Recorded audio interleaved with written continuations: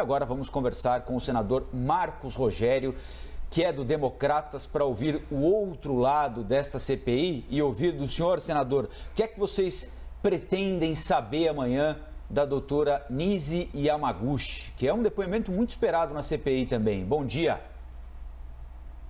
Bom dia a você, Rafael Colombo, Elisa, Luciana, ao amigo da CNN. Prazer participar. O depoimento da doutora Nízia, para a oposição, tem uma expectativa, para os membros da base do governo, outra.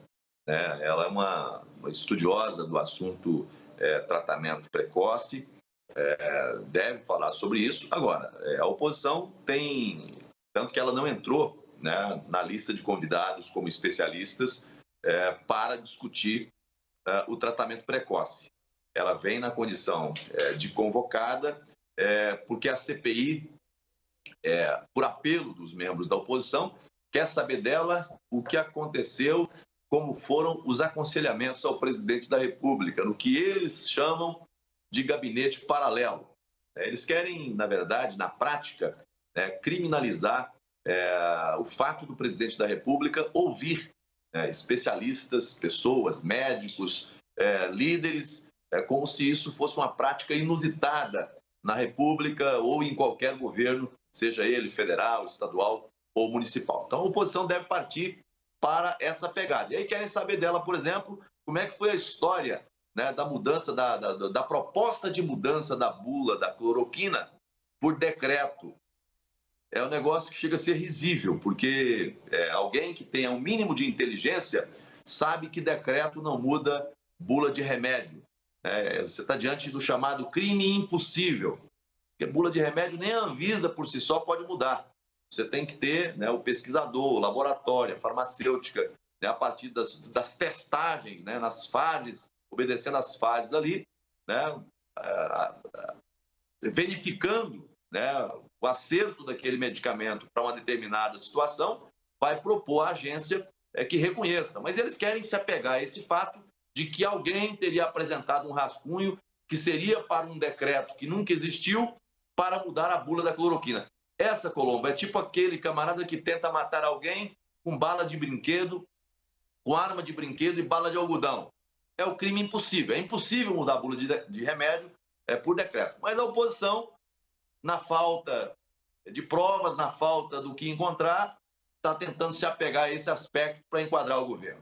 Senador, é possível conseguir fazer perguntas para a doutora Yamaguchi amanhã sem haver um posicionamento, uma essência ideológica? É possível se libertar das ideologias e fazer uma indagação técnica? É claro que é possível e veja, nós vamos estar diante de alguém cuja a especialização, cuja experiência na clínica médica, cuja trajetória é respeitada no hospital onde ela trabalha, e quem conhece o trabalho dela reconhece, né, a sua história, reconhece a sua expertise. Então, é possível sim. O problema, Elisa, é que tanto quem está num campo de oposição quanto quem está num campo de situação, muitas das vezes, por suas paixões, fazem defesas apaixonadas. Então, é ideologia só quando é a favor do tratamento precoce. Mas o negacionista que diz que não pode medicar porque não tem medicamento com indicação na bula para a Covid-19, então não pode medicar. Aí não é ideologia, aí não é politicagem. Olha, os dois extremos são negativos. Então, quando você está diante de um médico, diante de um profissional, diante de um estudioso, é a oportunidade de você colocar as suas dúvidas na mesa e perguntar para quem tem autoridade para falar sobre o assunto. Não existe verdade absoluta. A ciência, hoje nós estamos cheios de defensores da ciência. Nunca vi tanto culto à ciência como agora. Mas desde que a ciência seja aquela que se amolda ao que eu entendo como correto. Porque você tem estudos e mais estudos, você ainda não tem posições definitivas em relação a nada. Qual medicamento hoje é apontado para tratamento, cura da Covid? Você não tem. Agora, você tem aqueles que defendem o tratamento precoce e você tem aqueles que são contra o tratamento precoce. E ainda tem um terceiro, que se alia ao segundo, que é os que adotam a política do fique em casa. Não aquele fique em casa lá do início da pandemia, mas é o fique em casa de hoje. quando você diz que não tem medicamento, não tem tratamento, você estimula o paciente a não procurar socorro na hora certa. E muitas das vezes, quando ele vai buscar socorro, buscar ajuda, já é tarde demais, aí a gente tem o aumento no caso de mortes. Senador, nós demos a notícia já agora, hoje, bastante inclusive, que o grupo dos 7 resolveu adiantar o depoimento do ministro Marcelo Queiroga, chamar de volta, e já esse mês ainda.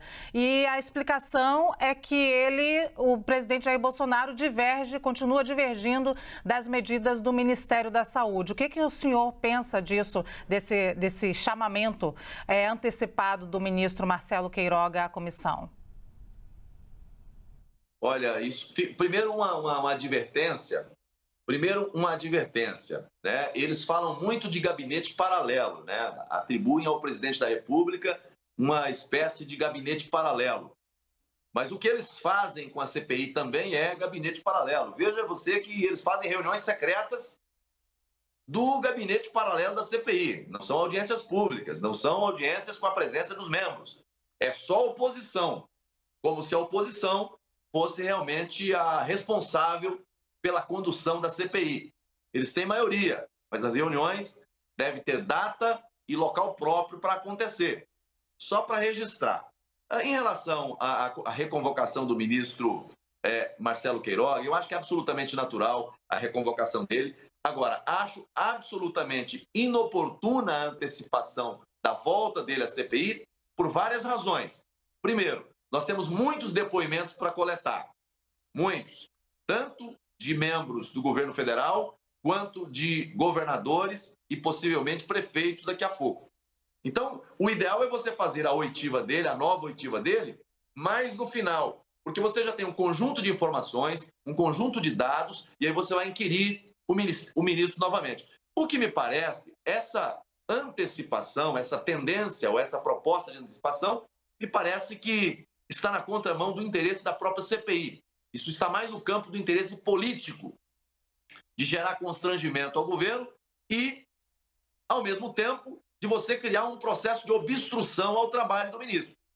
Porque ele está no meio de uma pandemia, com uma agenda extremamente intensa de trabalhos, aí tem que se preparar para vir à CPI, fica o dia todo na CPI, como foi da outra vez, além do depoimento que ele deu. Quando começou a sessão do Senado, ele ficou preso numa sala aqui da CPI, enquanto aguardava a volta dos trabalhos. Não acho que seja realmente esse o momento adequado para fazer isso. Vamos deixar o ministro trabalhar. Vamos deixar ele avançar com a agenda de trabalho do Ministério da Saúde. Fica me parecendo que esse grupo quer obstruir o trabalho do ministro também. Nós temos uma agenda de trabalho. Vamos avançar com os governadores. Estão convocados.